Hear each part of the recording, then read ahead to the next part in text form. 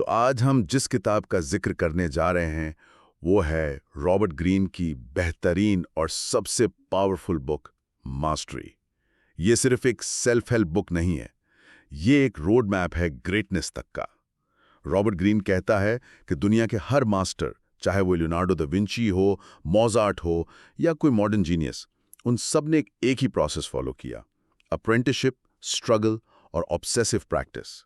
اس کتاب میں آپ سیکھیں گے کہ کیسے اپنی نیچرل کالنگ کو پہچانا جاتا ہے، کیسے فرسٹریشن کو اسٹرینتھ بنایا جاتا ہے، اور کیسے لانگ ٹرم ڈسپلن کے ذریعے ایک نارمل انسان ایکسٹراڈنری بن جاتا ہے۔ اگر آپ اپنی فیلڈ میں ایوریج رہنا نہیں چاہتے، اگر آپ چاہتے ہیں کہ لوگ آپ کی اسکل کو رسپیکٹ کریں، تو ماسٹری آپ کے لیے لکھی گئی ہے۔ بیکاز ماسٹری ایک ٹیلنٹ نہیں ہوتی، ماسٹری ایک ڈیسیژن ہوتی ہے۔ خوش آمدید رابرٹ گرین، مطلب وہ ایک ایسے رائٹر ہیں جن کی کتابیں پڑھنے کے بعد آپ دنیا کو بالکل الگ نظر سے دیکھتے ہیں۔ بالکل، وہ انسانی نفسیات اور پاور کے ان پوشیدہ رولز کو سامنے لے آتے ہیں جو ہماری زندگیوں کو کنٹرول کرتے ہیں۔ ہاں، تو آج ہم ان کی کتاب ماسٹری کے کہہ لیں کہ دل میں اتریں گے۔ ہم دیکھیں گے کہ گرین کا سب سے بڑا آئیڈیا کیا ہے، اور وہ آئیڈیا ہے کہ کیسے اپنی عقل یعنی لاجیکل سوچ کو اپنے وجدان، اپنی گٹ فیلنگ کے ساتھ جوڑا جا سکتا ہے۔ صحیح۔ اور اس سفر میں ہم کچھ بڑی حیرت انگیز کہانیوں کا سہارا لیں گے۔ ایک رائٹر کی کہانی جس کی زندگی پہلے 30 سال تک ضائع ہوئی، ایک سائنٹسٹ جسے اسکول سے نکال دیا گیا تھا، اور ایک فائٹر پائلٹ جو پریکٹس کر کر کے سپر ہیومن بن گیا۔ اور سوچئے، اگر ہر ناکامی، ہر مشکل دراصل ماسٹری کی طرف ایک ضروری قدم ہو۔ بالکل، آگے چل کر ہم دیکھیں گے کہ یہ کیسے ممکن ہے۔ تو چلیے اس کے بنیادی تصور سے ہی شروع کرتے ہیں۔ گرین کہتا ہے کہ ہم سب کے اندر ایک اعلیٰ قسم کی ذہانت، ایک ہائر انٹیلیجنس چھپی ہوئی ہے۔ لیکن یہ وہ ذہانت نہیں ہے جو ہم اسکول میں سیکھتے ہیں نا، اے سے بی، بی سے سی۔ ہرگز نہیں، یہ ایک ہولسٹک قسم کی سوچ ہے۔ اس کی سب سے اچھی مثال چیس ماسٹر بابی فشر ہیں۔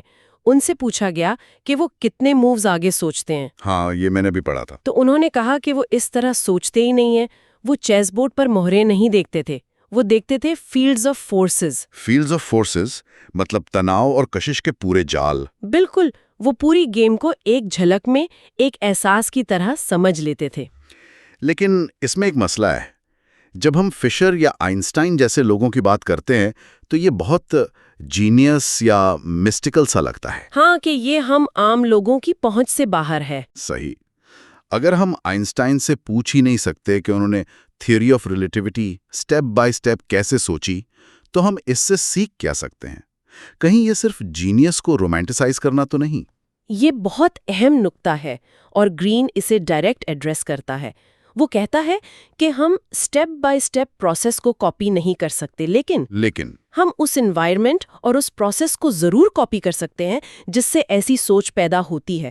یہ کوئی جادو نہیں ہے، یہ سالوں تک کسی ایک فیلڈ میں ڈیپلی امرس ہونے کا نتیجہ ہے۔ ہزاروں گھنٹے جیسے کہتے ہیں۔ ہاں، ہزاروں گھنٹے۔ جب آپ اتنا وقت لگاتے ہیں تو آپ کا دماغ پارٹس کو دیکھنا چھوڑ کر پوری تصویر، اس کے اندر کے ڈائنامکس کو محسوس کرنا شروع کر دیتا ہے۔ یہ عقل سے آگے کی چیز ہے، لیکن اس کی بنیاد عقل اور پریکٹس پر ہی رکھی جاتی ہے۔ جب میں اس کانسیپٹ کے بارے میں پڑھ رہا تھا تو ایک نام بار بار ذہن میں آ رہا تھا جس کی پوری زندگی اس کی مثال لگتی ہے۔ مارسل پروسٹ۔ بالکل، فرینچ رائٹر مارسل پروسٹ۔ ان کی کہانی شروع میں بہت عجیب بلکہ ڈپریسنگ لگتی ہے۔ ایک ایسا شخص جس کی زندگی شروع میں بالکل ضائع شدہ لگتی تھی۔ صحیح کہا۔ پروسٹ کا بچپن بیماریوں، کمزور صحت اور اپنی والدہ سے ایک حد سے زیادہ اٹیچمنٹ میں گزرا، لیکن اسی بچپن میں ان کی آبزرویشن کی طاقت کمال کی تھی۔ اچھا۔ وہ گھنٹوں تک پھولوں کو، چونٹیوں کی قطاروں کو یا مکڑی کے جالوں کو دیکھتے رہتے۔ یہ گہرا مشاہدہ جو اس وقت بے مقصد لگتا تھا، بعد میں ان کے کام کی بنیاد بنا۔ ان کی زندگی میں ٹرننگ پوائنٹ تب آیا جب انہوں نے ایک تاریخی کتاب پڑھی اور انہیں اپنا لائف ٹاسک ملا۔ انسانی فطرت کے قوانین کو ایک رائٹر کے طور پر ایکسپلور کرنا۔ ہاں، لیکن اس کے بعد بھی ان کا سفر آسان نہیں تھا۔ انہوں نے فرانس کی ہائی سوسائٹی میں سالوں گزارے، پارٹیز میں جاتے، لوگوں سے ملتے۔ ان کے والد اسے وقت کا ضیاع سمجھتے تھے۔ اور یہاں ایک فیسنیٹنگ پوائنٹ ہے۔ پروسٹ کے لیے وہ ویسٹڈ ٹائم نہیں تھا، وہ وہاں ایک سوشل سائنٹسٹ یا ایٹ اینٹمولوجسٹ کی طرح گئے تھے. مطلب وہ اس ہائی سوسائٹی کی اینٹ کالونی کو اسٹڈی کر رہے تھے. بالکل. لوگوں کے رویوں، ان کے سٹل سوشل سگنلز، ان کی حسد، ان کی محبت، وہ ہر چیز کو اپنے ذہن میں سٹور کر رہے تھے. یہ ان کے آنے والے ناولز کے لیے ڈیٹا کلیکشن تھا، اگر آپ اسے اس طرح دیکھنا چاہیں. پھر بھی پریکٹیکل لیول پر انہیں تو صرف ناکامی مل رہی تھی. ان کی پہلی کتاب بری طرح فیل ہوئی. ہاں. دوسرا ناول ایمبیشن کے بوجھ تلے ادھورا رہ گیا. 30 سال کی عمر میں وہ خود کو ایک مکمل فیلئر سمجھتے تھے، اپنے والدین پر ڈیپینڈنٹ. یہاں یہ سوال اٹھتا ہے کہ اگر ہر ناکامی ایک قدم ہے تو پروسٹ تو بس پیچھے ہی جا رہے تھے.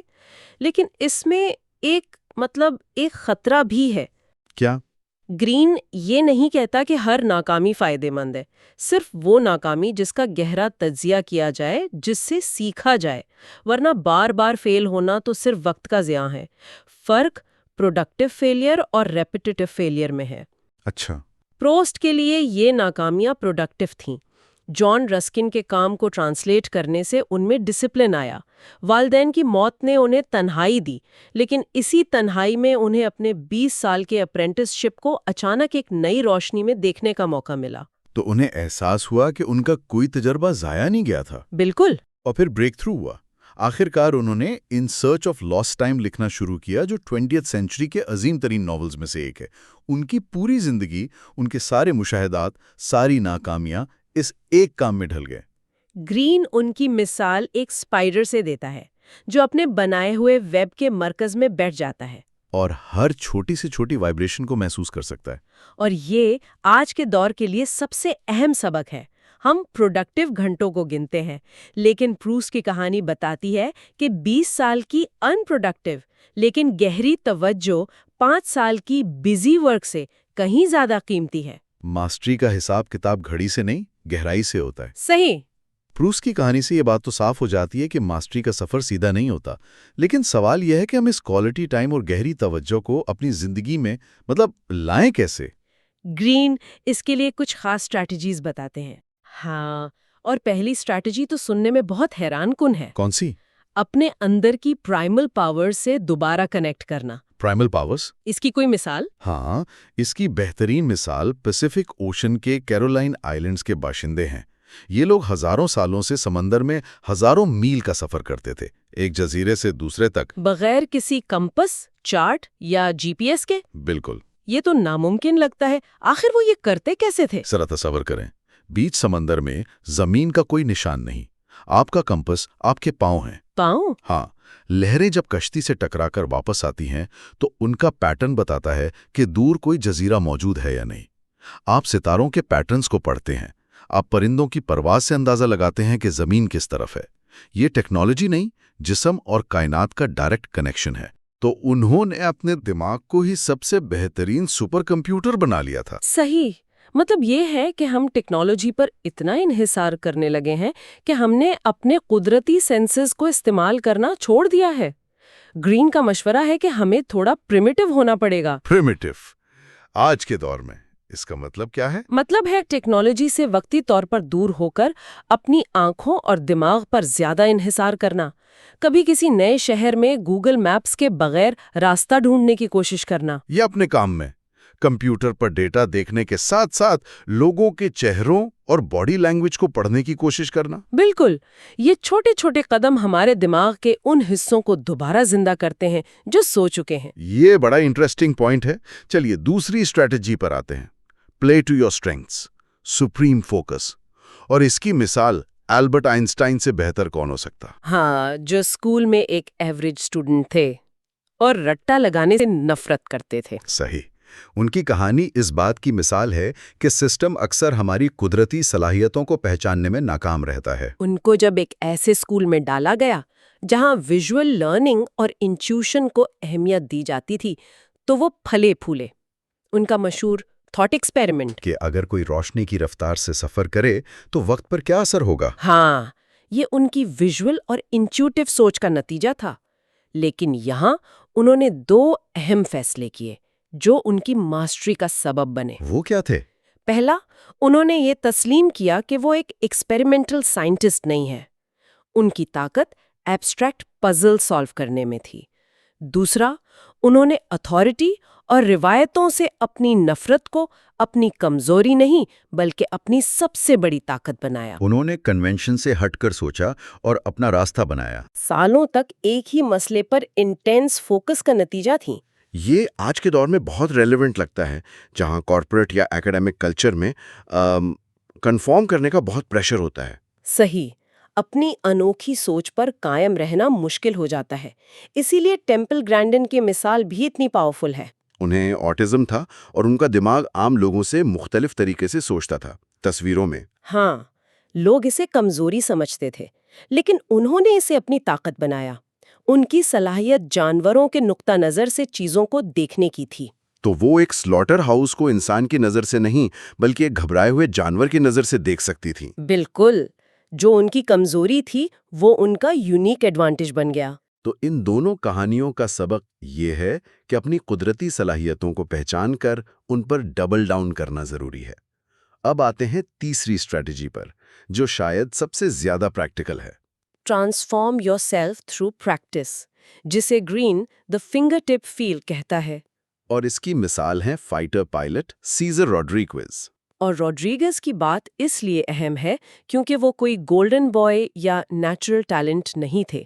جب انہوں نے پائلٹ ٹریننگ شروع کی تو انہیں جیٹ اڑانے میں شدید مشکل پیش آتی تھی۔ وہ عام سے بھی کم درجے کے پائلٹ تھے۔ تو پھر وہ ایئر فورس کے سب سے ڈیکوریٹڈ پائلٹس میں سے کیسے بنے؟ صرف اور صرف ایک چیز سے، پریکٹس۔ ہزاروں گھنٹے سیمولیٹر پر اور ہزاروں گھنٹے ہوا میں۔ گرین کہتا ہے کہ جب آپ ایک اسکل کو اتنی بار ریپیٹ کرتے ہیں، آپ کے جسم کا حصہ بن جائے تو آپ کا کانشیس دماغ آزاد ہو جاتا ہے۔ پھر وہ دماغ ہائر لیول چیزوں پر فوکس کر سکتا ہے، جیسے اسٹریٹجی یا دشمن کے اگلے قدم کا اندازہ لگانا۔ اور اسی سے فنگر ٹپ فیل پیدا ہوتی ہے، جسم اور دماغ ایک ہو جاتے ہیں۔ صحیح، اس کا اصل امتحان کامبیٹ میں ہوا۔ آپریشن ڈیزرٹ سٹارم کے دوران روڈریگز کا سامنا دشمن کے مگ فائٹرز سے ہوا۔ اور ان کے فیصلے اتنے تیز اور اتنے درست تھے کہ انہیں بعد میں خود بھی یاد نہیں رہتا تھا کہ انہوں نے وہ فیصلے کیسے کیے۔ ان کا جسم سوچ سے تیز کام کر رہا تھا۔ انہوں نے اپنے فیول ٹینکس اچانک جیٹسن کر دیے تاکہ ان کا جہاز ہلکا ہو جائے، ایسے ایویسو مینوورز کیے جو ان کے سپیریئرز کو بھی حیران کر گئے۔ یہ فنگر ٹپ فیل کی انتہا ہے۔ سالوں کی پریکٹس ان کے نروس سسٹم کا حصہ بن چکی تھیں۔ فیصلے لینے کا عمل عقل کے مرحلہ وار پروسیس سے نہیں بلکہ گہرے وجدان سے ہو رہا تھا۔ بالکل، بابی فشر کی طرح۔ بالکل، ان کی ٹریننگ نے ان کے جسم اور دماغ کو ایک ایسی مشین میں بدل دیا تھا جو انتہائی دباؤ میں بھی پرفیکٹ کام کر سکتی تھی۔ یہ ڈیلیبریٹ پریکٹس کی طاقت ہے۔ یہ سن کر رونگٹے کھڑے ہو جاتے ہیں کہ انسان پریکٹس کے ذریعے اپنے جسم اور دماغ کو اس قدر ٹرین کر سکتا ہے کہ وہ سوچ سے بھی تیز کام کرے۔ یہ سپر ہیومن لگتا ہے۔ لیکن گرین کے مطابق یہ ہر انسان کے اندر چھپی ہوئی صلاحیت ہے، اگر ہم اس پروسیس سے گزرنے کے لیے تیار ہوں۔ بالکل۔ ماسٹری آسان نہیں ہے اور اس کا کوئی شارٹ کٹ نہیں ہے۔ یہی اس کتاب کا سب سے اہم پیغام ہے۔ تو اس سب کا کیا مطلب ہے؟ یہ کتاب کسی خاص فیلڈ میں، آرٹ ہو، سائنس ہو یا ملٹری، اس میں مہارت حاصل کرنے کے بارے میں ہے۔ لیکن سوچئے، اگر ماسٹری کا اصل میدان کوئی باہر کی فیلڈ نہیں بلکہ خود اپنا دماغ ہو۔ یہ گہرا خیال ہے۔ پروسٹ کا اپنی ناکامیوں سے سیکھنا، آئنسٹائن کا اپنی انوکھی سوچ کو اپنانا، روڈریگز کی لگاتار پریکٹس، یہ سب اسٹریٹجی صرف ایک بہترین رائٹر یا پائلٹ بننے کے لیے نہیں ہے۔ شاید یہ اصل میں اپنے ذہن کو ماسٹر کرنے، سیکھنے کے عمل کو ماسٹر کرنے اور بدلتے حالات کے مطابق ڈھلنے کے طریقے ہیں۔ صحیح۔ آج کے اس دور میں جہاں ہر طرف ڈسٹریکشن ہے اور ہماری توجہ بکھری ہوئی ہے، کیا سب سے اہم لائف ٹاسک گہرائی سے توجہ دینے یعنی ڈیپ اٹینشن کے فن میں مہارت حاصل کرنا نہیں ہے؟ تو جیسا کہ ہم نے دیکھا، اپنی زندگی کا مقصد یعنی لائف ٹاسک دریافت کرنے اور پھر اپرینٹسشپ کے مرحلے سے گزرنے کے بعد مہارت یعنی ماسٹری کے سفر میں اگلا قدم اور شاید سب سے اہم قدم ایک استاد یا مینٹور کی تلاش ہے۔ تو اب ہم ماسٹری کے سفر کے تیسرے حصے کی طرف بڑھ رہے ہیں، دی مینٹور ڈائنامک۔ بنیادی خیال یہی ہے کہ زندگی مختصر ہے اور سیکھنے کا وقت محدود، تو رہنمائی کے بغیر قیمتی سال ضائع ہو سکتے ہیں۔ بالکل، اور ایک صحیح مینٹر کا انتخاب میرے خیال میں سیکھنے کا سب سے مؤثر طریقہ ہے۔ یہ صرف مؤثر نہیں بلکہ یہ ایک طرح کی کیمیا گری ہے، an alchemy of knowledge۔ اچھا، کیمیا گری۔ جی، جہاں علم جو کتابوں میں ایک بے جان دھات کی طرح پڑا ہے، ایک تجربے کار استاد کے ساتھ براہ راست تعلق سے زندہ ہو کر سونے میں بدل جاتا ہے۔ واہ! ایک مینٹر صرف معلومات نہیں دیتا، وہ آپ کی توجہ کو صحیح جگہ پر مرکوز کرنا سکھاتا ہے، آپ کو چیلنج کرتا ہے اور اپنا برسوں کا تجربہ آپ کو منتقل کرتا ہے۔ اور اس کی بہترین مثال میرے خیال میں مائیکل فیراڈے کی کہانی ہے۔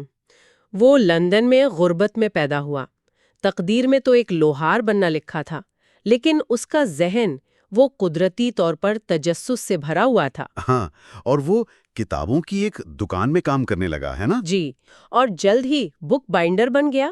یہ اس کے لیے کسی خزانے سے کم نہیں تھا، وہ ہر کتاب پڑھ ڈالتا جو اس کے ہاتھ لگتی۔ اور پھر ایک دن اس نے بجلی یعنی الیکٹریسٹی پر ایک مضمون پڑھا اور بس اسے اپنی زندگی کا مقصد مل گیا۔ ہاں، اسے لگا کہ اسے سائنسدان بننا ہے، لیکن یہ ایک ناممکن خواب تھا، نہ کوئی تعلیم، نہ کوئی رہنمائی۔ پھر اسے ریورنڈ آئزیک واٹس کی کتاب ملی، امپروومنٹ آف دا مائنڈ، جس نے اسے ایک نظام دیا سیکھنے کا۔ اس نے تجربات کرنا، لیکچرز میں شرکت کرنا اور تفصیلی نوٹس بنانا شروع کر دیے۔ یہاں ایک دلچسپ بات ہے، وہ صرف معلومات اکٹھی نہیں کر رہا تھا، ہے نا؟ نہیں، بالکل نہیں۔ وہ ایک ایکٹیو لرننگ کے عمل میں تھا۔ نوٹس کو دوبارہ لکھنا، خاکے بنانا، یہ سب علم کو اپنے اندر جذب کرنے کا طریقہ تھا۔ بالکل، وہ صرف پڑھ نہیں رہا تھا، وہ علم کو اپنا بنا رہا تھا۔ اور یہی نوٹس ایک دن دکان کے ایک گاہک کے ہاتھ لگے، ولیم ڈاؤس۔ اچھا۔ وہ فیراڈے کی ذہانت اور لگن سے اتنا متاثر ہوا کہ اس نے اسے رائل انسٹیٹیوشن میں مشہور کیمسٹ ہمفری ڈیوی کے لیکچرز میں شرکت کا موقع دیا۔ اور ڈیوی کے لیکچر سن کر فیراڈے کو احساس ہوا کہ سائنس صرف معلومات کا ذخیرہ نہیں بلکہ سوچنے کا ایک طریقہ ہے۔ اسے ایک استاد کی ضرورت تھی۔ اور ڈیوی اس کے لیے بہترین مینٹور تھا۔ اس نے ڈیوی کو متاثر کرنے کے لیے اپنی خوبصورتی سے لکھے ہوئے نوٹس بھیجے۔ بالآخر قسمت مہربان ہوئی اور اسے ڈیوی کے اسسٹنٹ کی نوکری مل گئی۔ لیکن یہ رشتہ صرف نوکری کا نہیں تھا، اس میں ایک جذباتی پہلو بھی تھا۔ جی، یہی میں پوچھنے والا تھا، یہ ایموشنل کنیکشن کیسے بنا؟ دیکھیں، ڈیوی نے فیراڈے میں اپنا نوجوان عکس دیکھا، ایک غریب لڑکا جو علم کے لیے بھوکا ہے۔ اس تعلق کی وجہ سے علم کی منتقلی صرف سطحی نہیں رہی بلکہ سوچنے کا ایک انداز بھی منتقل ہوا۔ بالکل۔ ڈیوی کے ساتھ یورپ کے دورے کے دوران فیراڈے نے ایک تجربہ دیکھا جس نے اس کی زندگی بدل دی۔ وہ ہیرے یعنی ڈائمنڈ والا تجربہ؟ جی ہاں، ڈیوی نے فلورنس میں ایک طاقتور لینس سے سورج کی روشنی کو ہیرے پر مرکوز کیا اور اسے بھاپ بنا کر اڑا دیا۔ ہاں، آکسیجن کے ایک شیشے کے گولے میں، پیچھے صرف کاربن ڈائی آکسائڈ گیس بچی۔ اس نے ثابت کر دیا کہ ہیرا خالص کاربن ہے۔ فیراڈے کے لیے یہ ایک آہا مومنٹ رہا ہوگا۔ یقیناً، اس نے دیکھا کہ کیسے ڈیوی نے ایک خیال کو ایک ایسے تجربے میں تبدیل کیا جس نے باقی تمام امکانات کو ختم کر دیا۔ یہ سائنس کا تخلیقی عمل تھا، اور یہی ڈیوی کی طاقت کا راز تھا۔ پھر 8 سال بعد فیراڈے خود ایک ماہر کیمسٹ بن چکا تھا، اور اس نے الیکٹرو میگنیٹزم پر ایک ایسی دریافت کی جو دنیا بدل دی۔ پہلی الیکٹرک موٹر کا اصول۔ جی، لیکن ڈیوی نے، جو اب اس سے حسد کرنے لگا تھا، اس پر سرقہ یعنی پلیجرزم کا الزام لگا دیا۔ اور یہ اس رشتے کا ایک اہم موڑ تھا۔ فیراڈے کو احساس ہوا کہ اب اسے اپنے استاد کے سائے سے نکلنا ہوگا۔ اس نے ڈیوی سے تعلق توڑ دیا اور آزادانہ طور پر کام کرنا شروع کیا، اور بالآخر اپنے استاد سے کہیں زیادہ شہرت حاصل کی۔ تو کیا اس کا مطلب یہ ہے کہ ہر شاگرد کو ایک دن اپنے استاد کے خلاف بغاوت کرنی پڑتی ہے تاکہ وہ خود ماسٹر بن سکے؟ یہ تو ایک بہت بڑا نفسیاتی چیلنج ہے۔ بغاوت شاید صحیح لفظ نہ ہو، لیکن استاد کے اثر سے نکل کر اپنی شناخت بنانا ضروری ہے۔ صحیح۔ آپ کا مقصد ہمیشہ اپنے استاد سے آگے نکلنا ہونا چاہیے۔ فیراڈے کی کہانی ہمیں یہی سکھاتی ہے کہ ایک مینٹر عمل کو سٹریم لائن کرتا ہے، لیکن ایک وقت آتا ہے جب آپ کو اپنی راہ خود بنانی پڑتی ہے۔ چلیں اسی نقطے سے آگے بڑھتے ہیں اور ان حکمت عملیوں یعنی اسٹریٹجیز پر بات کرتے ہیں جن سے یہ مینٹور پروٹیجے رشتہ مزید مؤثر بن سکتا ہے۔ ٹھیک ہے، پہلی حکمت عملی ہے اپنی ضروریات اور رجحانات کے مطابق استاد کا انتخاب کریں۔ مطلب ایسا استاد چنیں جس کا کام آپ کے اپنے ویژن سے مطابقت رکھتا ہو۔ یہ ایک عام خیال ہے، لیکن اس میں ایک خطرہ بھی ہے۔ کبھی کبھی بہترین استاد وہ ہوتا ہے جو آپ کے خیالات سے اتفاق نہ کرے، بلکہ انہیں چیلنج کریں۔ ہاں، تاکہ آپ اپنی سوچ کو مزید گہرا کر سکیں۔ جیسے کارل جنگ نے فرائیڈ کو اپنا استاد مانا، لیکن آخر میں ان کے نظریاتی اختلافات نے ہی جنگ کو اپنا منفرد راستہ بنانے پر مجبور کیا۔ یہ بہت دلچسپ نکتہ ہے۔ اچھا، دوسری حکمت عملی ہے استاد کے آئینے میں گہرائی سے دیکھیں۔ اس کا کیا مطلب ہے؟ اس کا مطلب ہے حقیقت پسندانہ فیڈ بیک قبول کرنے کے لیے تیار رہنا۔ اس کی ایک شدید مثال جاپانی زین ماسٹر ہاکوئن زینجی کی ہے۔ اچھا، اس کے استاد شوجو روجن نے اس کے ساتھ انتہائی سخت رویہ اپنایا، اسے جسمانی اور ذہنی طور پر اذیت دی تاکہ وہ سطحی علم اور کلیشے سے باہر نکل کر حقیقی روشن خیالی کی تلاش کر سکیں۔ ایک منٹ، یہ تو بہت سخت اور ظالمانہ لگتا ہے۔ کیا آج کے دور میں اس طرح کی سخت محبت کا کوئی جواز ہے؟ کیا یہ ایک استاد اور شاگرد کے درمیان ایک زہریلے یعنی ٹاکسک رشتے کی علامت نہیں بن جائے گی؟ آپ کا سوال بالکل درست ہے۔ آج کے دور میں شاید یہ طریقہ قابل قبول نہ ہو، لیکن اس کے پیچھے کا اصول آج بھی اتنا ہی اہم ہے۔ وہ کیا ہے؟ مقصد شاگرد کو اس کی کمزوریوں اور خود فریبی کا آئینہ دکھانا ہے۔ ایک اچھا مینٹور آپ کو وہ سچ بتاتا ہے جو کوئی اور نہیں بتائے گا۔ صحیح۔ آج کل جہاں ہر کوئی پازیٹیو فیڈ بیک کی بات کرتا ہے، ایک ایسا استاد جو آپ کی خامیوں کی نشاندہی کرے وہ انمول ہے۔ ٹھیک ہے، میں سمجھا۔ تیسری حکمت عملی اور بھی دلچسپ ہے، ان کے خیالات کو نئی شکل دیں، یعنی ٹرانسفیگر دیئر آئیڈیاز۔ جی، گلین گولڈ اور اس کے استاد البرٹو گیریرو کی مثال۔ ہاں، مشہور پیانو نواز گولڈ بظاہر اپنے استاد کے خیالات کو مسترد کرتا تھا، لیکن لاشعوری طور پر وہ ان سب کو جذب کر کے اپنی انفرادیت کے ساتھ ملا رہا تھا۔ تو یہ ایک نازک توازن ہے۔ بالکل، آپ استاد کی نقل نہیں کرتے، بلکہ ان کے علم کو بنیاد بنا کر کچھ نیا تخلیق کرتے ہیں۔ آپ ان کے خیالات کو لیتے ہیں، انہیں توڑتے ہیں اور پھر اپنی سمجھ کے مطابق جوڑ کر ایک نئی شکل دیتے ہیں۔ یہ حقیقی مہارت کی نشانی ہے۔ جی، اور چوتھی حکمت عملی ہے ایک دو طرفہ متحرک رشتہ بنائیں۔ Create a back and forth dynamic۔ ہاں، جیسے باکسنگ ٹرینر فریڈی روچ اور مینی پیکیاؤ۔ اچھا، شروع میں روچ استاد تھا اور پیکیاؤ شاگرد، لیکن جیسے جیسے پیکیاؤ بہتر ہوتا گیا وہ بھی روچ کو فیڈ بیک دینے لگا۔ تو شاگرد بھی استاد کو سکھا رہا تھا؟ ایک طرح سے ہاں، روچ نے محسوس کیا کہ وہ خود بھی پیکیاؤ سے سیکھ رہا ہے۔ جب شاگرد بھی استاد کو سکھانے کے قابل ہو جاتا ہے تو سیکھنے کا عمل لینئر نہیں رہتا، بلکہ متحرک یعنی انٹریکٹیو اور لامحدود ہو جاتا ہے۔ بالکل۔ یہ تمام حکمت عملیاں ایک مثالی دنیا میں تو بہت اچھی لگتی ہیں، لیکن جیسا کہ ہم نے ڈیوی اور فیراڈے کی کہانی میں دیکھا، انسانی رشتے، حسد اور سیاست چیزوں کو پیچیدہ بنا دیتے ہیں۔ جی، اور یہی وہ نقطہ ہے جہاں تکنیکی مہارت کافی نہیں ہوتی۔ بہترین استاد بھی آپ کی مدد نہیں کر سکتا اگر آپ اپنے ارد گرد کے لوگوں کی سیاست اور نفسیات کو نہیں سمجھتے، جو ہمیں مہارت کے سفر کے اگلے حصے کی طرف لے جاتا ہے۔ جی، اور یہ ایک بہت بڑا نقطہ ہے، کیونکہ اکثر ہماری ترقی میں سب سے بڑی رکاوٹ تکنیکی نہیں بلکہ سماجی ہوتی ہے۔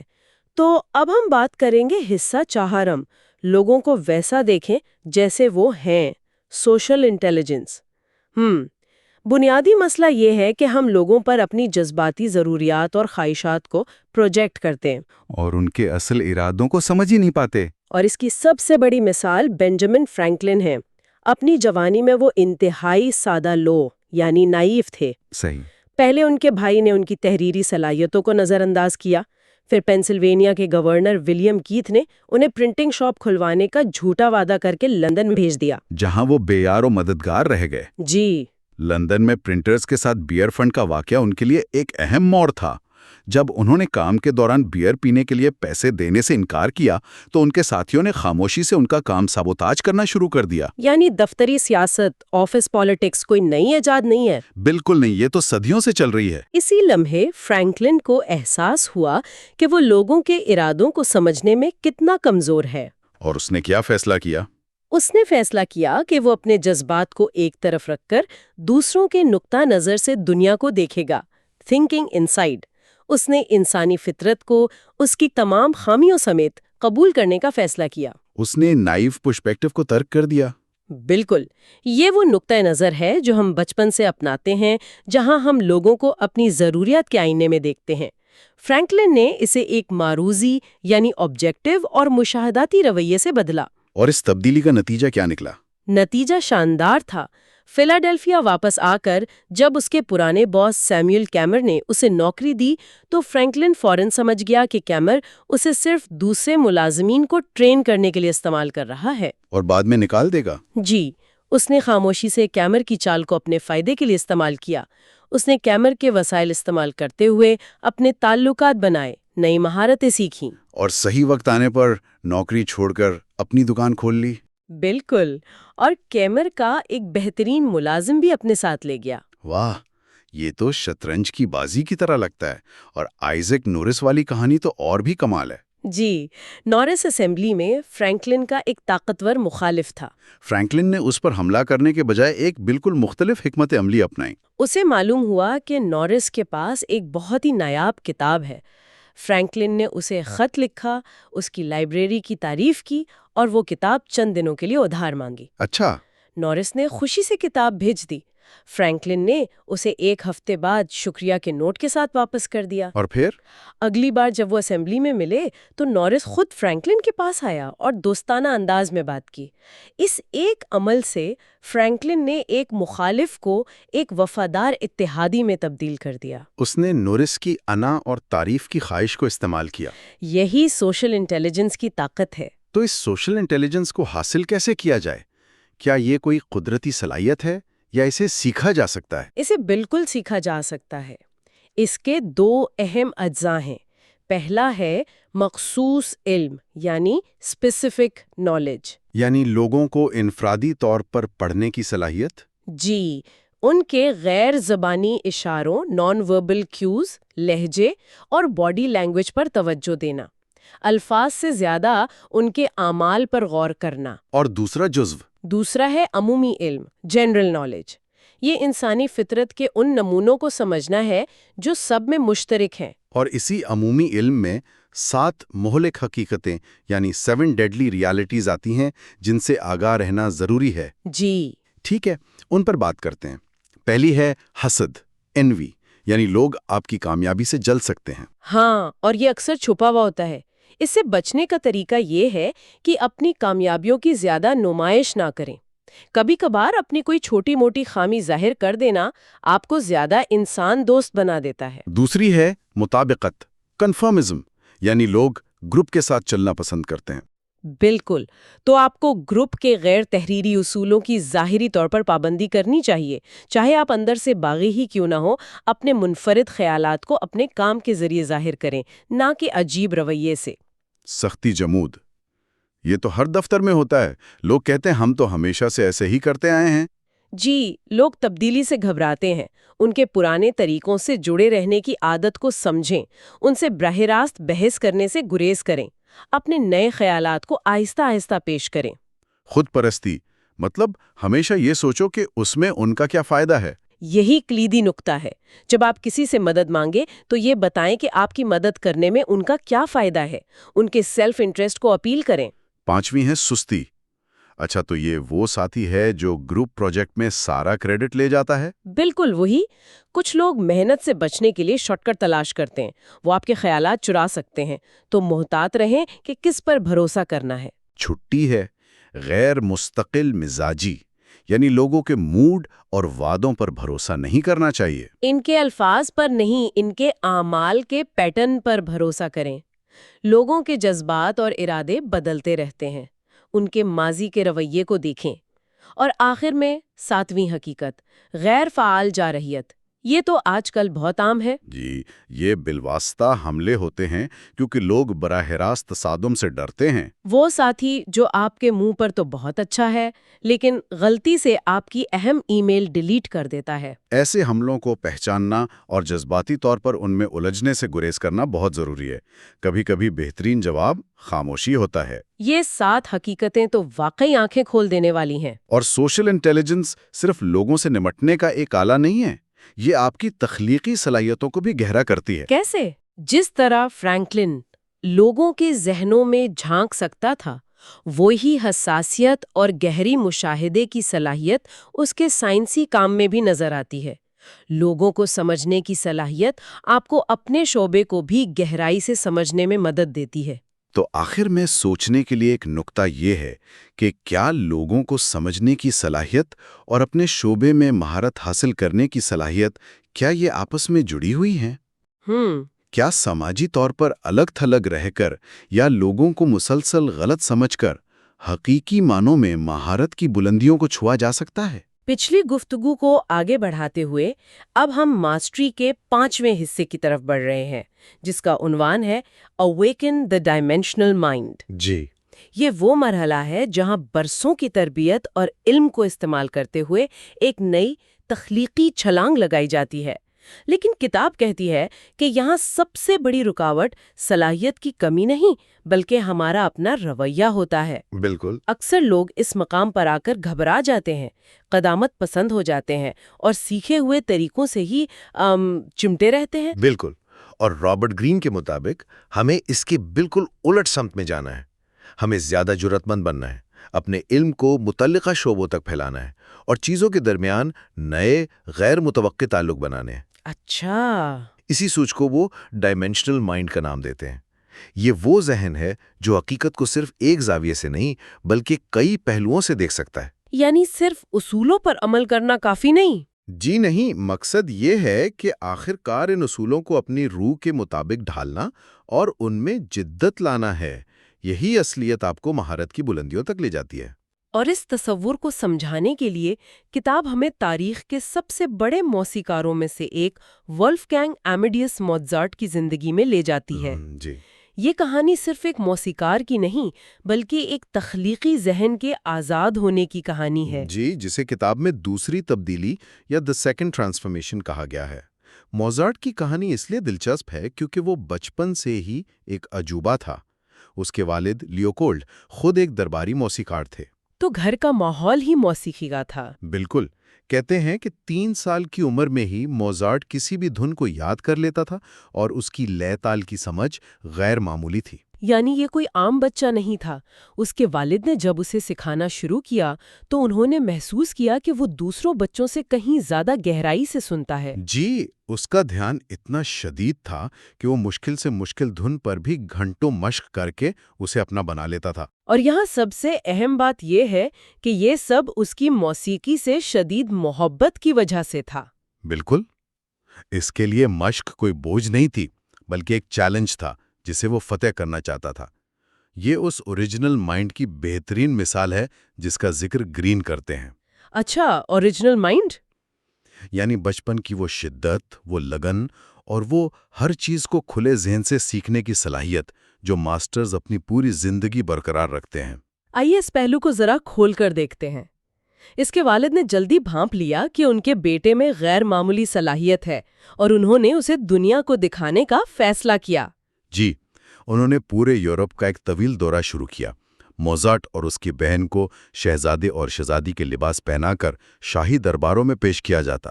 اور موزارٹ اپنے کمال سے سب کو حیران کر دیتا، جیسے کپڑے سے ڈھکے ہوئے کی بورڈ پر بجانا یا کسی بھی نئی دھن کو پہلی نظر میں ہی بجا دینا۔ جی، لیکن اس دورے کا ایک اور زیادہ گہرا پہلو بھی تھا۔ موزارٹ اکثر بیماری کا بہانہ بنا کر پیچھے رہ جاتا اور اس وقت کے سب سے بڑے موسیقاروں سے کمپوزیشن کے سبق لیتا، جیسے لنڈن میں جان کرسچن باخ سے۔ بالکل، یہ اس کی اصل تربیت تھی۔ اس نے اپنی اس لگن اور جنون کو اپنی سب سے بڑی طاقت بنا لیا۔ وہ صرف ایک فنکار نہیں بن رہا تھا، وہ اپنے فن کی گہرائیوں میں اتر رہا تھا۔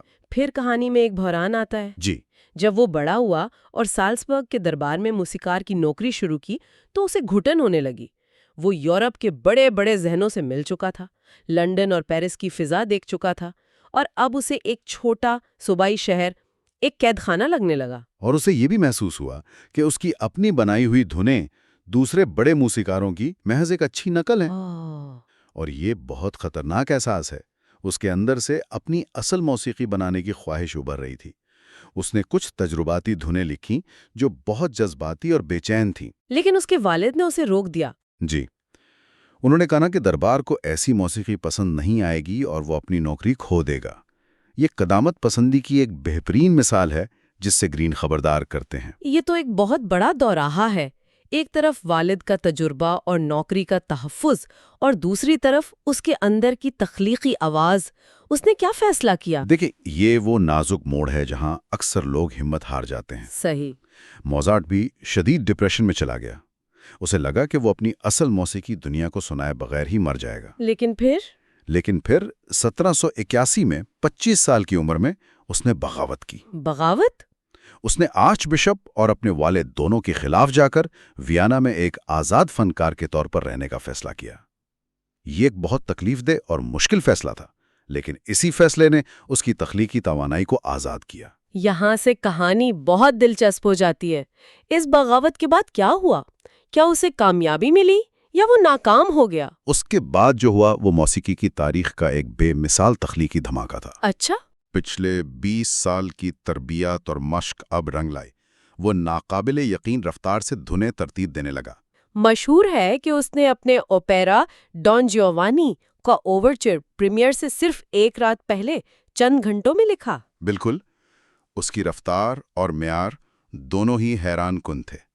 یعنی اس نے صرف زیادہ کام نہیں کیا بلکہ اس کے کام کا معیار بھی بدل گیا۔ جی ہاں، اس نے پیانو کانسرٹو اور سمفنی جیسی اصناف کو مکمل طور پر بدل کر رکھ دیا۔ کیسے؟ اس نے چھوٹے آرکیسٹرا کی جگہ بڑے آرکیسٹرا کا استعمال کیا، موسیقی کو زیادہ طاقتور، ڈرامیٹک اور جذباتی بنایا۔ اس کی جدتیں اتنی گہری تھیں کہ اس کے بعد دربار کی پرانی ہلکی پھلکی موسیقی کی طرف لوٹنا ناممکن ہو گیا۔ اور اس کا شاہکار ڈان جیوانی اوپیرا اس کی سب سے بڑی کامیابی مانا جاتا ہے۔ ایسا کیوں ہے؟ کیونکہ اس نے اوپیرا کے روایتی بے جان ڈھانچے کو توڑ دیا۔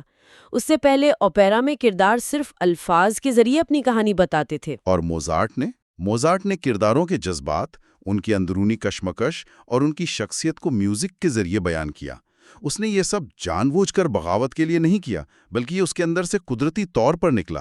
تو اس کی طویل تربیت اور خود کو آزاد کرنے کی ہمت نے مل کر اس ذہانت کو جنم دیا جسے آج دنیا جانتی ہے۔ بالکل۔ تو ان سب باتوں کا اصل مطلب کیا ہے؟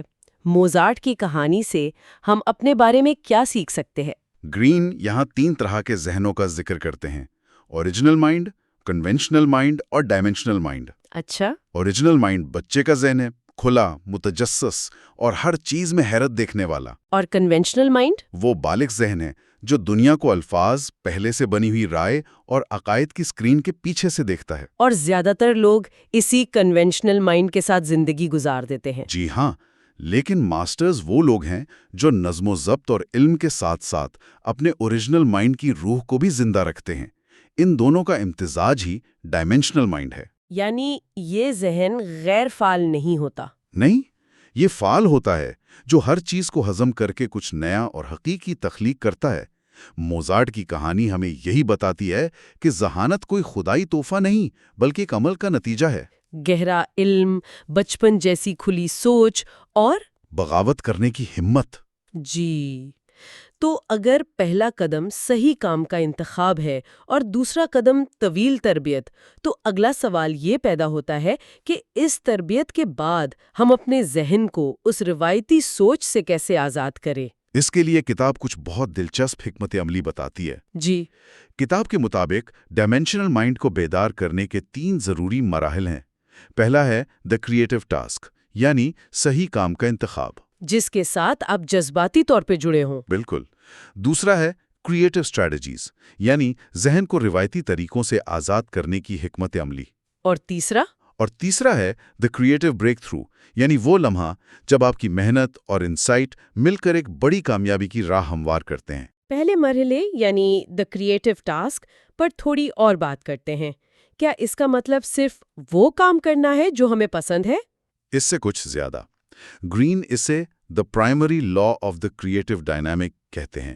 اچھا۔ یعنی آپ کا جذباتی لگاؤ براہ راست آپ کے کام کے معیار میں نظر آتا ہے۔ اگر آپ کسی کام سے جنون کی حد تک نہیں جڑے تو آپ کبھی بھی اس کی گہرائی میں نہیں اتر پائیں گے۔ موزارٹ کے لیے موسیقی صرف ایک نوکری نہیں تھی، یہ اس کی زندگی تھی۔ وہی بات ہے۔ یہ بات تو سمجھ آتی ہے۔ اب آتے ہیں دوسرے مرحلے پر، کریٹو اسٹریٹجیز۔ کتاب کہتی ہے کہ ذہن ایک پٹھے کی طرح ہے، وقت کے ساتھ سخت ہو جاتا ہے۔ اسے نرم کرنے کی کیا حکمت عملی ہو سکتی ہے؟ ایک بہت ہی طاقتور حکمت عملی ہے جسے کتاب کلٹیویٹ نیگیٹو کیپیبلٹی کہتی ہے۔ Negative capability? جی، یہ تصور مشہور شاعر جان کیٹس کا ہے۔ اس کا مطلب ہے کہ غیر یقینی صورتحال، اصرار اور شکوک و شبہات کے ساتھ آرام سے رہنا، بغیر کسی نتیجے پر پہنچنے کی جلد بازی کیے۔ یہ سننے میں تو بہت فلسفیانہ لگتا ہے، لیکن عملی طور پر اس کا کیا مطلب ہے؟ کیا اس کا مطلب ہے کہ ہم بس مجھے نہیں معلوم کہہ کر بیٹھ جائیں؟ نہیں، اس کا مطلب ہے کہ آپ کسی مسئلے کا پہلا یا سب سے آسان حل قبول نہ کریں۔ آپ سوالات کے ساتھ جیتے ہیں، مختلف امکانات کو کھنگالتے ہیں اور اپنے ذہن کو کھلا رکھتے ہیں۔ یعنی جلد بازی میں نتیجے پر پہنچنے کے بجائے مسئلے کی پیچیدگی کو قبول کرنا ہے۔ بالکل۔ ٹھیک ہے، اور کوئی حکمت عملی؟ ایک اور اہم حکمت عملی ہے الاؤ فار سرنڈیپٹی، یعنی غیر متوقع دریافتوں کے لیے جگہ بنانا۔ اچھا۔ جب ہم کسی مسئلے پر بہت زیادہ توجہ مرکوز کرتے ہیں تو ہمارا ذہن تنگ ہو جاتا ہے، لیکن جب ہم تھوڑا آرام کرتے ہیں یا کسی اور چیز پر دھیان لگاتے ہیں تو ہمارا دماغ پس منظر میں کام کرتا رہتا ہے اور نئے غیر متوقع کنیکشنز بناتا ہے۔ یہ سننے میں تو اچھا لگتا ہے، لیکن عملی زندگی میں جب ڈیڈ لائنز ہوں تو کیا غیر متوقع دریافتوں کا انتظار کیا جا سکتا ہے؟ یہ تو قسمت پر بھروسہ کرنے جیسا ہوا۔ یہ ایک بہت اچھا سوال ہے۔ لوئی پیسٹور، جنہوں نے ٹیکہ کاری دریافت کی، نے کہا تھا، موقع صرف تیار ذہنوں کی حمایت کرتا ہے۔ Chance favours only the prepared mind. جی، اس کا مطلب یہ نہیں کہ آپ ہاتھ پر ہاتھ دھرے بیٹھے رہیں، اس کا مطلب ہے کہ آپ اپنی تحقیق کا دائرہ وسیع کریں، مختلف چیزیں پڑھیں، مختلف لوگوں سے ملیں اور اپنے ذہن کو نئی معلومات کے لیے کھولا رکھیں۔ تو تیاری آپ کے ہاتھ میں ہے، موقع خود بخود آئے گا۔ بالکل۔ اور پھر آتا ہے تیسرا مرحلہ، دی کریٹو بریک تھرو، وہ یوریکا لہمہ۔ کتاب کے مطابق یہ کیسے حاصل ہوتا ہے؟ ماسٹرز کی زندگی میں ایک نمونہ نظر آتا ہے۔ وہ کسی پروجیکٹ کو بڑے جوش و خروش سے شروع کرتے ہیں، پھر شکوک و شبہات اور مایوسی کا شکار ہوتے ہیں، سخت محنت کرتے ہیں اور پھر ایک مقام پر آ کے اسے چھوڑ دیتے ہیں یا آرام کرتے ہیں۔ جی، اسی لمحے جب وہ آرام کر رہے ہوتے ہیں یا سو رہے ہوتے ہیں، حل خود بخود سامنے آ جاتا ہے۔ جیسے آئنسٹائن کو 10 سال کی محنت کے بعد نظریہ اضافیت کا حل نیند سے اٹھنے پر ملا۔ تو کیا اس کا مطلب یہ ہے کہ مایوسی اور ذہنی دباؤ اس عمل کا ایک ضروری حصہ ہیں؟ بالکل۔ یہ تناؤ اور مایوسی آپ کو معمولی حل پر سمجھوتا کرنے سے روکتی ہے۔ یہ آپ کے ذہن پر دباؤ ڈالتی ہے کہ وہ گہرائی میں جا کر کوئی بہتر حل تلاش کرے۔ اور جب آپ شعوری طور پر کوشش کرنا چھوڑ دیتے ہیں تو آپ کا لاشعوری ذہن ان تمام معلومات کو جوڑ کر ایک نیا امتزاج تلاش کرتا ہے۔ کتاب یہ بھی بتاتی ہے کہ ڈیڈ لائنز، چاہے وہ اصلی ہوں یا خود ساختہ، اس تناؤ کو بڑھانے کے لیے بہت ضروری ہیں۔ اس ساری گفتگو کے آخر میں کتاب کو جذباتی نقصانات یا ایموشنل پٹ فال سے بھی خبردار کرتی ہے۔ جی، اور ان سے بچنا اتنا ہی ضروری ہے جتنا کہ تخلیقی حکمت عملیوں کو اپنانا۔ کون کون سے ہیں وہ؟ ان میں سے 4 بہت اہم ہیں۔ پہلی ہے کمپلیسنسی، یعنی خود کو مطمئن کر لینا۔ جب آپ کچھ کامیابی حاصل کر لیتے ہیں تو آپ آرام دہ ہو جاتے ہیں اور مزید محنت کرنا چھوڑ دیتے ہیں۔ دوسری ہے کنزرویٹزم، یعنی قدامت پسندی۔ یہ وہی پٹ فال ہے جس کا شکار موزارٹ کے والد تھے۔ بالکل، اپنے آزمودہ طریقوں سے چمٹے رہنا اور کسی بھی قسم کا خطرہ مول نہ لینا، یہ رویہ تخلیقی صلاحیت کا قاتل ہے۔ اور تیسری ہے امپیشنس، یعنی بے صبری۔ تخلیقی عمل میں وقت لگتا ہے، مایوسی کے دور سے گزرنا پڑتا ہے۔ جو لوگ جلد بازی کرتے ہیں وہ کبھی گہرائی تک نہیں پہنچ پاتے۔ اور چوتھی ہے گرینڈیوسٹی، یعنی تکبر۔ جی، کامیابی کے بعد یہ سوچنا کہ آپ کبھی غلط نہیں ہو سکتے، یہ رویہ آپ کو سیکھنے کے عمل سے کاٹ دیتا ہے۔ کیا موزارٹ کی کہانی میں ان میں سے کوئی پٹ فال نظر آتا ہے؟ یقیناً، اس کے والد کی نصیحت قدامت پسندی کی مثال تھی۔ موزارٹ کو سالزبرگ میں جو بے صبری اور مایوسی ہوئی وہ اس کے تخلیقی سفر کا حصہ تھی۔ اور اگر وہ وینا میں اپنی ابتدائی کامیابی کے بعد مطمئن ہو جاتا تو وہ ڈان جووانی جیسا شاہکار کبھی تخلیق نہ کر پاتا۔ بالکل، ان نقصانات کو سمجھنا اور ان سے بچنا ہی اصل مہارت ہے۔ تو یہ پورا عمل صرف ایک ہنر سیکھنے کا نہیں بلکہ دراصل خود کو تخلیق کرنے کا عمل ہے۔ اس میں تکلیف بھی ہے لیکن اس سے ملنے والی خوشی اور حقیقت سے جڑنے کا احساس کسی بھی اور چیز سے کہیں زیادہ ہے۔ بالکل، اور اسی سفر کو مزید سمجھنے کے لیے کتاب آگے 9 مختلف ماسٹرز کی حکمت عملیوں کو بیان کرتی ہے۔ اگلی گفتگو میں ہم دیکھیں گے کہ جیز کے عظیم موسیقار جان کولٹرین نے کس طرح ایک مستند آواز یا آتھینٹک وائس کو دریافت کیا۔ لیکن آج کی گفتگو ختم کرنے سے پہلے ایک سوال جو ذہن میں رہ جاتا ہے وہ یہ ہے کہ کتاب ہمیں یہ سوچنے پر مجبور کرتی ہے کہ ہماری زندگی میں وہ کون سی سالزبرگ ہے، وہ کون سی محفوظ آرام دہ جگہ ہے جسے چھوڑنے سے ہماری حقیقی تخلیقی صلاحیت آزاد ہو سکتی ہے۔ تو ہم اپنی گفتگو کو آگے بڑھاتے ہیں رابرٹ گرین کی کتاب ماسٹری کے بالکل آخری مرحلے کی طرف۔ ہاں، دی فائنل سٹیج۔ ہم نے لائف ٹاسک ڈھونڈنے سے لے کر اپرینٹس شپ کی مشکلات تک کا سفر طے کیا، لیکن اب سوال یہ ہے کہ سالوں کی اس محنت کے بعد وہ کون سا میجک ہے جو ایک ایکسپرٹ کو ایک ٹرو ماسٹر بناتا ہے؟ یہ ایک بہترین سوال ہے اور گرین اس کا جواب بالکل آخری حصے میں دیتے ہیں۔ یہ وہ سٹیج ہے جسے وہ کہتے ہیں ماسٹری، اور یہ صرف سکلز کا اگلا لیول نہیں ہے۔ تو پھر یہ کیا ہے؟ یہ سوچنے کا، چیزوں کو محسوس کرنے کا ایک بالکل نیا انداز ہے۔ یہاں آ کر سالوں کا نالج اور ایکسپیرینس ہمارے اندر ایسی گہرائی پیدا کر دیتا ہے کہ ہم چیزوں کے ہول کو، ان کے ڈائنامک کو سمجھنے لگتے ہیں۔ اچھا، یعنی ہم صرف پارٹس کو نہیں بلکہ پوری پکچر کو ایک جھٹکے میں دیکھ پاتے ہیں۔ گرین کہتے ہیں کہ اس لیول پر ہماری انٹیوشن یعنی بصیرت ہمارے ریشنل مائنڈ کے ساتھ آ کر مل جاتی ہے۔ ہاں، اور یہ فیوژن ہی ماسٹری کا ایسنس ہے۔ اور اس آخری ٹرانسفارمیشن کو سمجھانے کے لیے وہ ہمیں لے کر چلتے ہیں مشہور فرینچ رائٹر مارسل پروسٹ کی زندگی میں۔ بالکل، یہاں سے پارٹ 6 شروع ہوتا ہے جس کا عنوان ہے fuse the intuitive with the rational, mastery. اس کی پہلی کہانی ہے دا تھرڈ ٹرانسفارمیشن، اور پروسٹ کی لائف اس کی بہترین مثال ہے کہ یہ سفر کتنا مشکل، لمبا اور اکیلے پن سے بھرا ہو سکتا ہے۔ مارسل پروسٹ یعنی 1871 سے 1922۔ ان کی شروعات عام ماسٹرز جیسی نہیں تھی۔ وہ پیدائشی طور پر کمزور اور بیمار تھے۔ ہاں، اور ان کا بچپن زیادہ تر کتابیں پڑھتے ہوئے گزرا، لیکن ایک دن انہوں نے نارمن کانکویسٹ پر ایک ایسی کتاب پڑھی جس نے ان کی زندگی بدل دی، اور ان کے ذہن میں یہ سوال آیا کہ جیسے ایک انٹمولوجسٹ کیڑوں کے پیٹرنز اور لاز ڈسکور کرتا ہے، کیا ایک رائٹر انسانوں کے کمپلیکیٹڈ سوشل بیہیویئر کے لاز کو انکور کر سکتا ہے؟ ایگزیکٹلی۔ اور وہاں انہیں اپنا لائف ٹاسک مل گیا۔ انہیں لگا ان کے پاس وقت کم ہے، اس لیے وہ فوراً فرینچ ہائی سوسائٹی کے سیلونز میں اٹھنے بیٹھنے لگے۔ لیکن ان کا طریقہ تھوڑا عجیب تھا۔ عجیب کیسے؟ وہ لوگوں سے گھلنے ملنے کے بجائے انہیں دور سے آبزرو کرتے تھے۔ ان کے جیسچرز، ان کی باتوں کے پیچھے چھپے وہ ہر چیز کو ایک سائنٹسٹ کی طرح اسٹڈی کر رہے تھے۔ لیکن باہر سے دیکھنے والوں کو، خاص کر ان کے والد کو، لگتا تھا کہ وہ اپنا وقت ضائع کر رہے ہیں، رات بھر پارٹیز میں اور دن بھر سونا۔ ہاں، اور جب 1896 میں ان کی پہلی کتاب پلیزرز اینڈ ڈیز آئی تو اسے ڈیلیکیٹ اور سپرفیشل کہہ کر ریجیکٹ کر دیا گیا، یعنی نازک اور سطحی۔ اس بات نے ان کا حوصلہ بالکل توڑ دیا ہوگا۔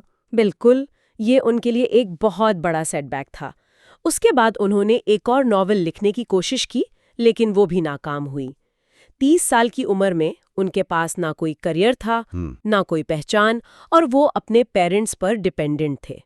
انہیں اپنی زندگی مکمل طور پر فیل محسوس ہو رہی تھی۔ ہاں، اور اس پوری کہانی میں سب سے اہم موڑ تب آتا ہے جب ان کے والدین کا انتقال ہو جاتا ہے اور وہ بالکل اکیلے رہ جاتے ہیں۔ یہ وہ اکیلے پن کا دور تھا جہاں انہوں نے اپنی پوری زندگی کو ریفلیکٹ کیا، اور تب انہیں احساس ہوا کہ ان کا پچھلا ویسٹڈ ٹائم اصل میں ضائع نہیں ہوا تھا۔ بالکل ایگزیکٹلی، وہ کہتے ہیں all of his failures had a purpose if he knew how to exploit them۔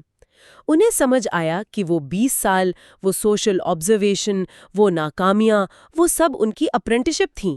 تو انہوں نے انجانے میں اتنا ڈیٹا کلیکٹ کر لیا تھا کہ اب اسے استعمال کرنے کا وقت آ گیا تھا۔ بالکل، اور اس احساس کے ساتھ 1908 میں انہوں نے اپنا masterpiece in search of lost time لکھنا شروع کیا۔ اور جیسے ہی انہوں نے لکھنا شروع کیا، سب کچھ اچانک کلک کر گیا۔ ہاں، انہیں اپنی آواز مل گئی، ان کے سارے سوشل آبزرویشنز، ان کے کیریکٹرز، ان کی اپنی لائف کی فیلنگز سب اس ناول میں آ گئے۔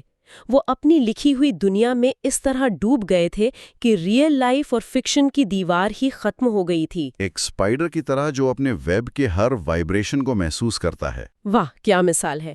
جب ناول پبلش ہوئی تو کرٹکس حیران رہ گئے۔ یہ صرف ناول نہیں تھا، یہ سائیکالوجی، میموری اور آرٹ پر ایک ایسے تھا۔ پروسٹ نے ماسٹری حاصل کر لی تھی، لیکن یہ ماسٹری آرام دہ کمرے میں نہیں بلکہ ناکامی، ڈپریشن اور اکیلے پن کی بھٹی سے گزر کر ملی تھی۔ تو پروسٹ کی کہانی سے ہمیں یہ سبق ملتا ہے کہ ماسٹر بننے کا راستہ سیدھا نہیں ہوتا۔ اس میں ایسے فیزز بھی آتے ہیں جہاں لگتا ہے کہ سب کچھ ختم ہو گیا ہے۔ بالکل، لیکن اگر کوئی اپنے لائف ٹاسک سے جڑا رہے تو ہر تجربہ، ہر ناکامی آگے چل کر اس کے کام آتی ہے۔ اور یہیں سے گرین ہمیں اگلے سیکشن کی طرف لے جاتے ہیں۔ ہاں، کیز ٹو ماسٹری۔ پروسٹ کی کہانی کے بعد اب وہ ہمیں بتاتے ہیں کہ سالوں کی محنت کے بعد ماسٹرز کے دماغ میں آخر ہوتا کیا ہے، وہ اس پاور کو کیا کہتے ہیں۔ کیا کہتے ہیں؟ وہ اسے کہتے ہیں ہائی لیول انٹیوشن۔ یہ انٹیوشن والی بات بہت دلچسپ ہے۔ ہم اکثر سنتے ہیں جیسے چیس ماسٹر بابی فشر کو پورے چیس بورڈ پر فیلڈز آف فورسز نظر آتی تھی۔ ہاں، یا البرٹ آئنسٹائن کو تھیوری آف ریلیٹیوٹی کا آئیڈیا ایک ویژول فلیش میں آیا۔ تو سوال یہ ہے کہ کیا یہ کوئی مسٹیکل پاور ہے یا اس کے پیچھے کوئی سائنس ہے؟ یہی تو اہم سوال ہے۔ گرین کہتے ہیں کہ ہماری سوسائٹی اس ہائی لیول انٹیوشن کو عجیب و غریب سمجھتی ہے، کیونکہ ہم صرف ایک ہی قسم کی انٹیلیجنس کو ویلیو کرتے ہیں، ریشنالٹی، یعنی منطقی سوچ۔ جو چیز سٹیپ بائی سٹیپ ایکسپلین نہ ہو سکے ہم اسے عام طور پر ریجیکٹ کر دیتے ہیں۔ لیکن ماسٹرز کی انٹیوشن ایسی نہیں ہوتی، وہ اچانک آتی ہے۔ ہم نہیں جانتے کہ آئنسٹائن کے دماغ میں وہ فلیش کیسے آیا۔ لیکن گرین کہتے ہیں اس کا مطلب یہ نہیں کہ یہ میراکولس ہے۔ یہ پاور ہم سب کے لیے ایکسیسیبل ہے اگر ہم صحیح پروسیس سے گزریں۔ اسے سمجھنے کے لیے گرین دی ڈائنامک کا کانسیپٹ دیتے ہیں۔ یہ کسی بھی چیز کی وہ لیونگ فورس ہے جو اس کے پارٹس کے سم سے کہیں زیادہ ہوتی ہے۔ مثال کے طور پر ایک انسان صرف اپنے آرگنز کا مجموعہ نہیں ہوتا۔ اس کی ایک پرسنالٹی ہوتی ہے، ایک روح ہوتی ہے۔ اسی طرح ایک جنگ صرف فوجیوں اور ہتھیاروں کا مجموعہ نہیں ہوتی، اس میں فوگ آف وار کا انپریڈکٹیبل ایلیمنٹ ہوتا ہے۔ ماسٹرز اس ڈائنامک کو محسوس کرنا سیکھ جاتے ہیں۔ جیسے جین گوڈال نے چمپینزیز کے ساتھ اتنا وقت گزارا کہ وہ ان کی طرح سوچنا شروع ہو گئی تھی، یا جرمن جنرل ارون رومل کو فنگر ٹپ فیل تھی۔ ہاں، یہ فنگر ٹپ فیل کوئی جادو نہیں ہے، یہ 20,000 گھنٹے یا اس سے زیادہ کی انٹینس پریکٹس کا نتیجہ ہے۔ تو اتنی پریکٹس سے ہمارے برین میں اتنے ڈیپ نیورل پاتھ ویز بن جاتے ہیں کہ ہمارا دماغ بہت ساری انفارمیشن کو ایک سیکنڈ میں پروسیس کر کے ہمیں ایک فیلنگ یا انسائٹ دیتا ہے۔ یہ ریشنل تھنکنگ کو ریپلیس نہیں کرتا بلکہ اس کے ساتھ فیوز ہو جاتا ہے۔ ریزننگ انٹیوشن سے گائیڈ ہوتی ہے اور انٹیوشن ریشنل فوکس سے پیدا ہوتی ہے۔ یہاں پر گرین ایک بہت اہم بات کہتے ہیں کہ اس لیول تک پہنچنے کے لیے وقت کا کوالٹیٹیولی رچ ہونا ضروری ہے، صرف گھنٹے پورے کرنا کافی نہیں۔ رائٹ۔ انفارمیشن کو انٹرنلائز کرنا، اسے پریکٹیکلی یوز کرنا، کنیکشنز ڈھونڈنا اور اپنی غلطیوں سے گہرا سبق سیکھنا، یہ سب ضروری ہے۔ پروسٹ کا ویسٹڈ ٹائم اسی لیے ان کا سب سے رچ لرننگ پیریڈ تھا۔ اور آج کی دنیا میں یہ اور بھی ضروری ہو گیا نا، ہم انفارمیشن اوورلوڈ کے دور میں رہتے ہیں۔ بالکل، چیزیں اتنی کمپلیکس ہے کہ بہت سے لوگ گھبرا کر آسان راستے ڈھونڈتے ہیں۔ گرین اس سے بچنے کا طریقہ بتاتے ہیں، نیگیٹو کیپیبلٹی۔ نیگیٹو کیپیبلٹی یہ کیا چیز ہے؟ یہ شاعر جان کیٹس کا کانسیپٹ ہے۔ اس کا مطلب ہے انسرٹنٹی، ڈاؤٹ اور کنفیوژن کے عالم میں آرام سے رہنے کی صلاحیت۔ بغیر کسی سمپل بلیک اینڈ وائٹ جواب کی طرف بھاگیں۔ ایگزیکٹلی۔ ماسٹرز مشکل پرابلمز کو اپنے دماغ میں زندہ رکھتے ہیں، ان پر سوچتے رہتے ہیں اور انتظار کرتے ہیں کہ سلیوشن خود ابھرے۔ وہ اینگزائٹی میں آ کر کوئی جلد بازی کا فیصلہ نہیں کرتے۔ یہ بات آج کی انسٹنٹ گریٹیفیکیشن والی دنیا کے بالکل الٹ ہے۔ لیکن یہاں ایک سوال ہے، آج کی گیگ اکانومی میں جہاں لوگ ملٹیپل جابز کر رہے ہیں، کیا کسی ایک چیز پر 20,000 گھنٹے لگانا پریکٹیکل بھی ہے؟ یہ ایک ویلڈ کنسرن ہے۔ گری کا پوائنٹ شاید یہ نہیں کہ ہر کوئی 10 سال کے لیے سب کچھ چھوڑ دے، بلکہ پوائنٹ یہ ہے کہ ہم اپنے چنے ہوئے فیلڈ میں ڈیپتھ حاصل کرنے کی کوشش کریں، بجائے اس کے کہ ہم سطح پر 8-10 چیزیں کرتے رہیں۔ Depth over بریڈتھ۔ یس، لیکن اس سے پہلے وہ کہتے ہیں کہ ماسٹری کا آخری مقصد ہے the return to reality۔ Return to reality, اس کا کیا مطلب؟ اسٹڈی میں ہمارا دماغ اتنا انٹر کنیکٹڈ ہو جاتا ہے کہ وہ چیزوں کو دوبارہ جوڑنا شروع کر دیتا ہے۔ اچھا، وہ ریالٹی کی کمپلیکسٹی کو، اس کے انٹر کنیکٹڈنس کو ریفلیکٹ کرنے لگتا ہے۔ ماسٹر اپنی فیلڈ سے باہر دیکھنا شروع کر دیتا ہے، ان کا دماغ خود ریالٹی کا ایک چھوٹا ماڈل بن جاتا ہے۔ تو یہ صاف ہے کہ ماسٹری صرف انفارمیشن جمع کرنا نہیں، بلکہ ایک الگ قسم کی سوچ ڈیولپ کرنا ہے۔ لیکن سوال یہ ہے کہ اس لیول تک پہنچا کیسے جائے؟ بالکل، اور یہاں سے کتاب کا آخری سیکشن شروع ہوتا ہے، strategies for attaining mastery. Green کہتے ہیں کہ ماسٹری ٹیلنٹ کا نہیں، بلکہ ٹائم اور انٹینس فوکس کا فنکشن ہے۔ لیکن اس میں ایک ایکس فیکٹر بھی ہے، اور وہ کیا ہے؟ سیلف اویئرنیس اور اپنا راستہ خود بنانے کی ہمت۔ آئیے ان میں سے کچھ اہم اسٹریٹجیز پر بات کرتے ہیں۔ ہاں، پہلی اسٹریٹجی کون سی ہے؟ Connect to your environment, primal powers. اس کی مثال اوشیانیا کے وہ قدیم نیویگیٹرز ہیں جو بغیر کسی انسٹرومنٹ کے صرف ستاروں، سمندری لہروں اور ہواؤں کو پڑھ کر ہزاروں میل کا سفر طے کر لیتے تھے۔ ان کا دماغ ہی ان کا GPS تھا۔ ایگزیکٹلی، وہ اپنے انوائرمنٹ سے اتنا ڈیپلی کنیکٹڈ تھے۔ لیکن ہم تو شہروں میں رہتے ہیں، ہم اسے آج کیسے اپلائی کر سکتے ہیں؟ اس کا سبق یہ ہے کہ ہم اپنے ٹولز اور ٹیکنالوجی پر اتنا ڈیپینڈ نہ کریں کہ ہماری اپنی آبزرو کرنے کی پاورز کمزور ہو جائیں۔ اپنے فیلڈ میں لوگوں کے باڈی لینگویج، مارکیٹ کے سٹل سائنز، ڈیٹا کے اندر چھپے پیٹرنز، ان چیزوں کو عام انسان اگنور کر دیتا ہے۔ ماسٹرز انہیں ایسی گہرائی سے پڑھتا ہے۔ ٹھیک ہے، یہ سمجھ آیا۔ اگلی اسٹریٹجی کیا ہے؟ دوسری اسٹریٹجی ہے play to your strengths, supreme focus. یہاں البرٹ آئنسٹائن کی مثال دی گئی ہے۔ وہ اسکول میں ایک میڈیوکر اسٹوڈنٹ تھا۔ ریئلی؟ ہاں، لیکن انہوں نے یہ پہچان لیا کہ ان کی اصل اسٹرینتھس ایبسٹریکٹ پزل سالو کرنا اور چیزوں کو ویژولی سوچنا ہے۔ انہوں نے یونیورسٹی کا پروفیسر بننے کا کنونشنل راستہ چھوڑ کر ایک پیٹنٹ آفس میں کلرک کی جاب کی۔ جہاں انہیں سوچنے کا بہت وقت ملا، اور اسی فری ٹائم میں انہوں نے تھیوری آف ریلیٹیوٹی جیسی ڈسکوری کی۔ اور اسی طرح ٹیمپل گرینڈن کی مثال بھی ہے، جو آٹزم کے ساتھ پیدا ہوئی تھیں۔ انہوں نے اپنی ویژول تھنکنگ، جو عام لوگوں سے بہت مختلف تھی، اسے اپنی سب سے بڑی طاقت بنایا۔ تو سبق یہ ہے کہ اپنی یونیک کوالٹیز کو، جنہیں دنیا شاید کمزوری سمجھے، انہیں اپنی اسٹرینتھ بنایا جائے۔ بالکل۔ تیسری اسٹریٹجی ان دونوں سے کنیکٹڈ ہے، transform yourself through practice, the fingertip feel. اس کا مطلب ہے اتنی پریکٹس کرنا کہ آپ کا کام آپ کے جسم کا حصہ بن جائے، سوچنا نہ پڑے، آپ کے ہاتھ یا آپ کا دماغ خود بخود صحیح موو لیں۔ ہاں، جیسے ایک کرکٹر کو بال کی سیم ہاتھوں میں محسوس ہو جاتی ہے، یہ مسل میموری آن اسٹیرائڈز ہے۔ اور اس کی مثال؟ اس کی مثال فائٹر پائلٹ سیزر روڈریگز ہیں، جو نیچرلی گفٹڈ نہیں تھے، لیکن انہوں نے ہزاروں گھنٹوں کی پریکٹس سے وہ فنگر ٹپ فیل حاصل کی جو ان کے اسکواڈرن کے گولڈن بوائز میں پیدائشی طور پر تھی۔ تو پریکٹس کے ذریعے ہم اپنے مائنڈ اور باڈی کو فیوز کر سکتے ہیں، جس سے ہماری انٹیلیجنس ایک نئے نان وربل لیول پر پہنچ جاتی ہے۔ ہاں، اور آخر میں synthesise all forms of knowledge, the universal man woman. اس کا ذکر گیوتے کی مثال سے کیا گیا ہے، لیکن کیا آج کی ہائپر اسپیشلائز دنیا میں یونیورسل مین یا رینیسنس مین بننا پاسبل بھی ہے؟ یہ ایک آؤٹ ڈیٹڈ آئیڈیا نہیں؟ اچھا سوال ہے۔ گرین کا اشارہ اس طرف نہیں ہے کہ ہم ہر چیز میں ایکسپرٹ بن جائیں، یہ ممکن نہیں۔ تو پھر کیا پوائنٹ ہے؟ پوائنٹ یہ ہے کہ ہم اپنی فیلڈ میں ماسٹری حاصل کرنے کے بعد دوسری فیلڈ سے آئیڈیاز بورو کریں اور انہیں آپس میں کنیکٹ کریں۔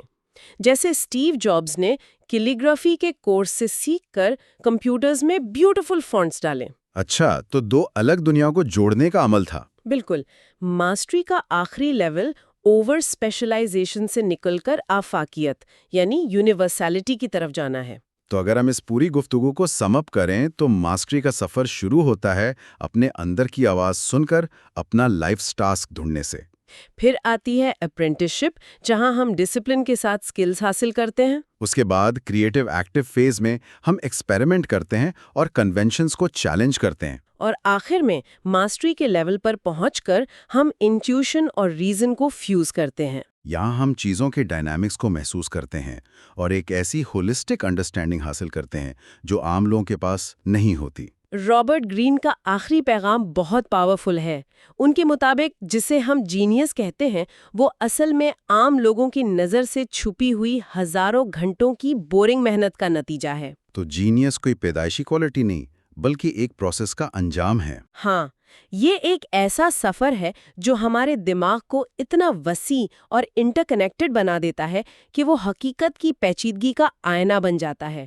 یہ سفر واپسی کا ہے، ریالٹی کی طرف۔ یہ ایک لمبا، مشکل لیکن بہت گہرا سفر ہے۔ اس کی منزل پر پہنچ کر ہی شاید انسان اپنی قابلیت کی انتہا کو چھو سکتا ہے۔ Thank you for listening to Brain Bank. ہم امید کرتے ہیں کہ آپ کو یہ جرنی پسند آئی ہوگی اور کچھ نیا سیکھنے کو ملا ہوگا۔